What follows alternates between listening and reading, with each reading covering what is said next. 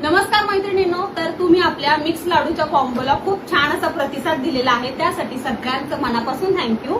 तर बऱ्याच ठिकाणावरनं म्हणजे बदलापूर झालं, खालापूर आहे, परत सातारा या बऱ्याच ठिकाणावरनं आपल्याला ऑर्डर आलेल्या आहेत। तर तुम्हाला मिक्स लाडूच्या कॉम्बोमध्ये कसे लाडू भेटणार आहेत ते सांगते मी। हे बघा, हे असे प्रत्येकी 4 लाडू तुम्हाला भेटणार आहे। आपल्याकडे 7 लाडूचे प्रकार आहेत, तर प्रत्येकी असे तुम्हाला 4 लाडू भेटणार आहेत। मी हे 100 ग्रॅमचं पॅकेट बोलते मैत्रिणींनो, पण आपल्याकडे हे 100 ग्रॅमपेक्षा माझ्याकडून जास्तच जातं। 125 ते 130 ग्रॅमचं पॅकेट आहे हे।